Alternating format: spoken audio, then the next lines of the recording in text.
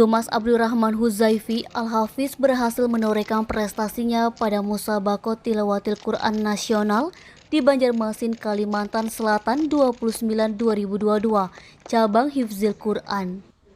Dia meraih juara kedua cabang Hifzil Quran 10 juz.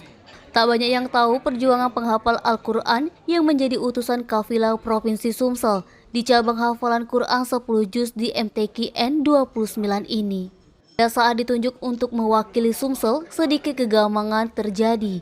Ya, Kemas Abdurrahman Huzaifi Al-Hafiz ketika berangkat ke arena MTQ belum genap 1 bulan menikah, tetapi harus rela meninggalkan istri tercinta demi musabaqah. Imam menceritakan sejumlah tangga menuju lomba telah dilalui sebelum ikut MTQ negeri di Kalsel. Seperti ikut STQ 26 di Pontianak tahun 2021. Cabang hafalan 10 juz berhasil meraih harapan 1. Dan masa berkesan saat mengikuti lomba MTQ pada 2010 di cabang tartil anak-anak tingkat kabupaten dan kota di Prabu Muli. Sempat sedih dan berat untuk meninggalkan sang istri, kendati hal tersebut mau tak mau harus dilaksanakan karena itu merupakan tugas yang harus dipenuhi. Bagaimana perjuangannya meraih juara? Berikut penuturannya.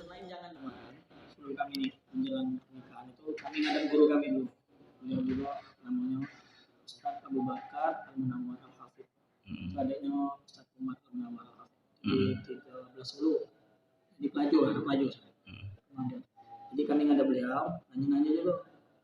Mana sih cara antum menjaga hafalan setelah menikah?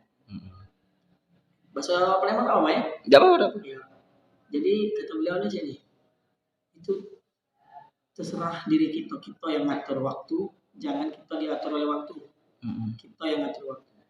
Nah, misalnya ini, ada waktu kapannya, biasa kau lah, misalnya kau biasanya subuh, kau ngulangnya lemah, ya bismillah subuh itu, setiap subuh itu jangan diganggu apa-apa. Kegiatan lain jangan dulu.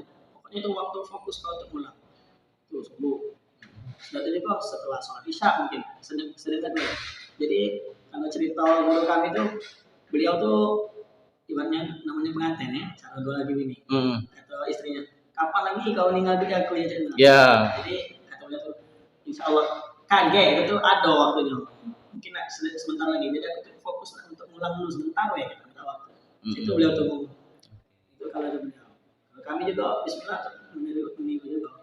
Kapan ada waktu untuk nyela ke waktu misalnya kosong nih sekarang jam 1 siang kosong sedikit deh paling tidak seperempat juz ya juz itu 5 halaman itu setiap hari Ustaz? Setiap hari dengan istiqomahan setiap masing-masing penghafal. Oke.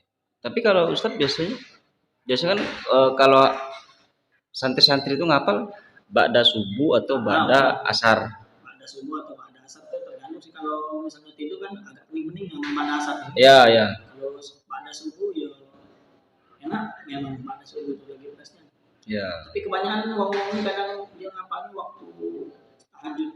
Tahajud ya. Iya, bangun malam itu ngapal. Kawan anak tuh ada usah disebut tuh namanya. Ya. Dia ini. Nah, dia ngapal waktu tahajud. Dan sekali hafal banyak. Itu untuk ngapal. Cuman untuk ulang bebas. Terserah kita. Senyaman kita mungkin ulang itu jam apa kayak misalnya lagi duduk-duduk santai sambil main HP juga bisa. Sambil kita main HP kan karena Quran itu sudah di diri kita tadi apa. Jadi kalau salah tinggal buka juga. Di HP juga harus download Quran kan. Tinggal lemah. Edi Handoko, Sumek.co melaporkan. Terus kalau untuk dengan